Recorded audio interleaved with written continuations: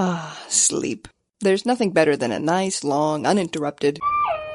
Ugh, I can't sleep when there's... But you ever notice, noise doesn't wake everyone. Now scientists have a better idea why. Because sound sleepers show a certain brain rhythm when they doze. Findings published in the journal Current Biology. To study the brain waves of a good night's sleep, scientists invited volunteers to snooze in the lab. While the subjects caught some Z's, the researchers monitored their brain activity. They then subjected the sleepers to more.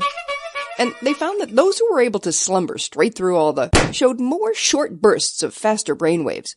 This activity, the scientists say, is the brain's way of blocking out the and the while you're trying to rest. The scientists don't yet know of any way to boost those sleep-saving brainwaves, so until then, shut the door, make sure the late show's on a timer, and try to have sweet dreams.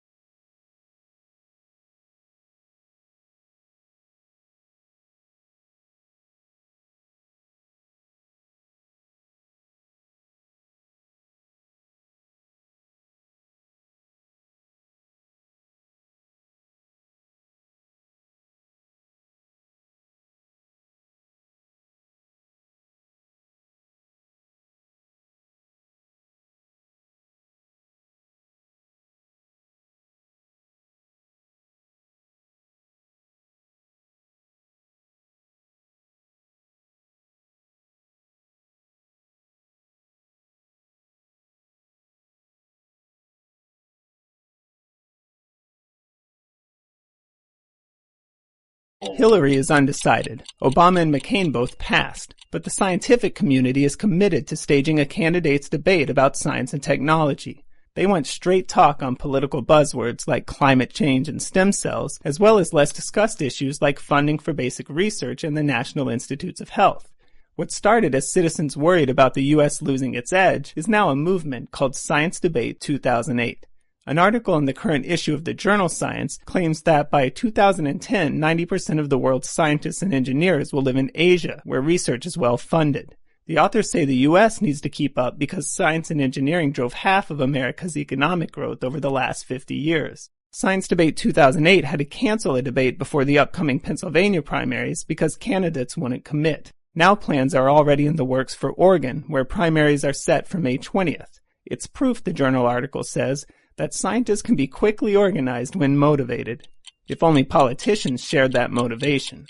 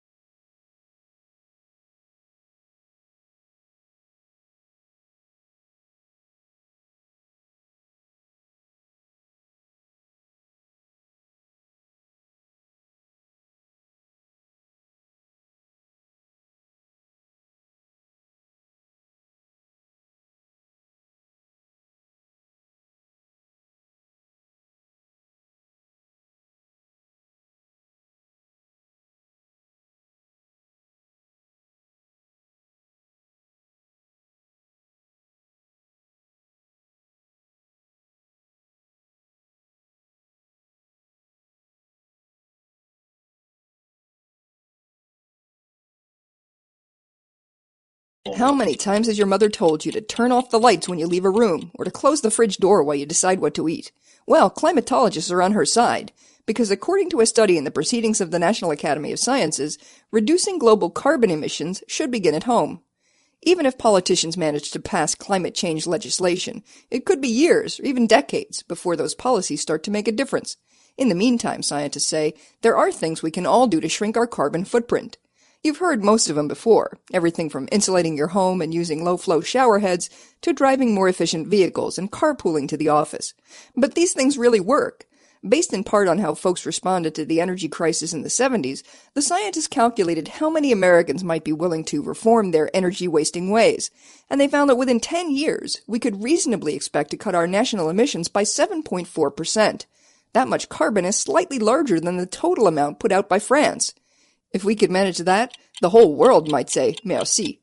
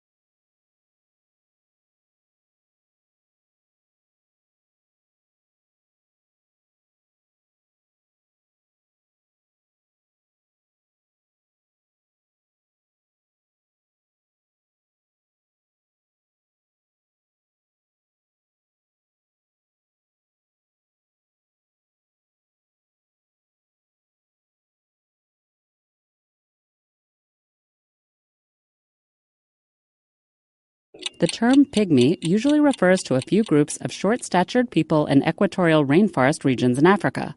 The existence of distinct populations of such people presented scientists with the opportunity to study the mechanisms by which typical human growth patterns have become altered there, and they discovered that two groups became small in two different ways. The study is in the journal Nature Communications. The researchers collected data on some 500 members of a West African ethnic group called the Baka.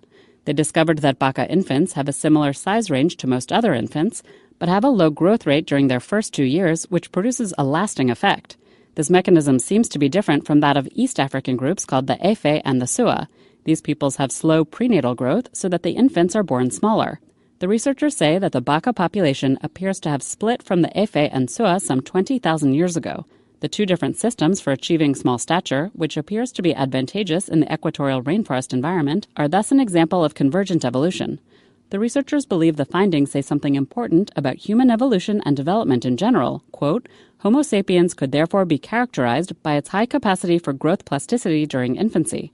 This capacity, which may be unique to our species, may have played a fundamental role in the biological adaptation that enabled its worldwide expansion and occupation of dissimilar environments within a short period after moving out of Africa.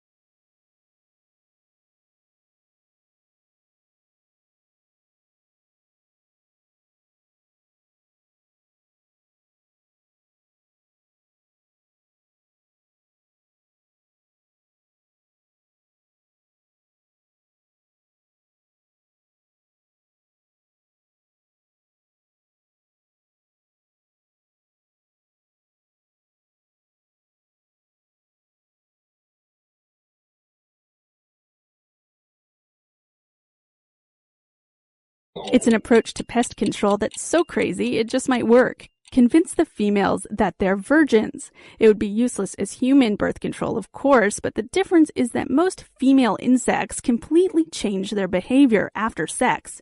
For example, some mosquitoes suck blood. Others lose interest in males and start laying eggs. What's behind this dramatic change in behavior? Turns out it's a peptide in the male's seminal fluid, and now researchers in Vienna have found the female's receptor for this peptide. They report online in Nature that fruit flies without the receptor lay many fewer eggs and continue to be interested in sex. In other words, they act like a virgin. So back to pest control. Most female insects should have this sort of receptor, including the kinds that spread disease and devastate crops. If we could deactivate it on a large scale, instead of fighting egg-laying bloodsuckers, we could live in peace with born-again virgins.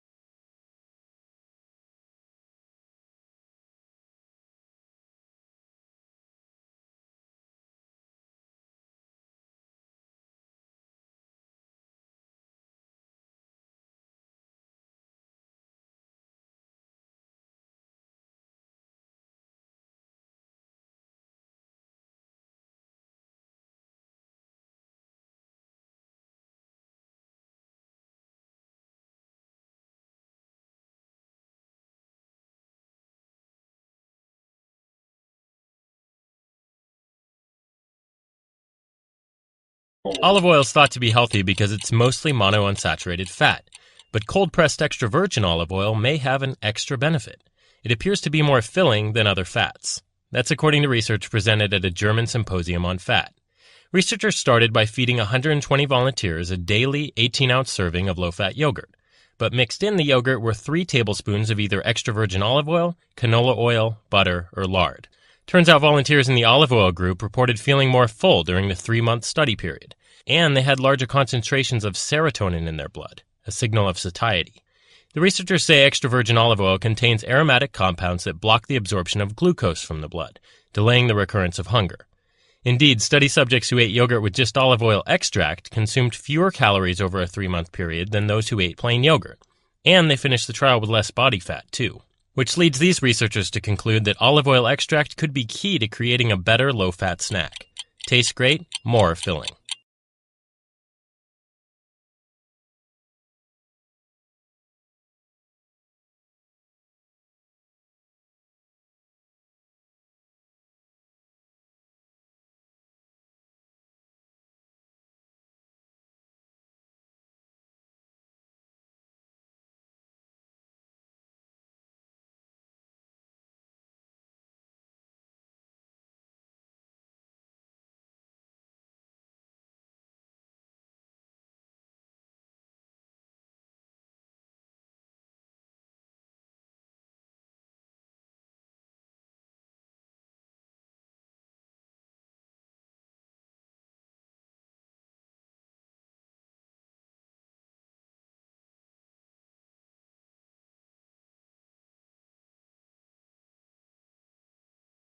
Our health care is too costly, and each day brings further evidence that the ways we use energy strengthen our adversaries and threaten our planet. We will build the roads and bridges, the electric grids and digital lines that feed our commerce and bind us together. We will restore science to its rightful place and wield technology's wonders to raise health care's quality and lower its cost. We will harness the sun and the winds and the soil to fuel our cars and run our factories, and we will transform our schools and colleges and universities to meet the demands of a new age. Our challenges may be new. The instruments with which we meet them may be new. But those values upon which our success depends, honesty and hard work, courage and fair play, tolerance and curiosity, loyalty and patriotism, these things are old. These things are true.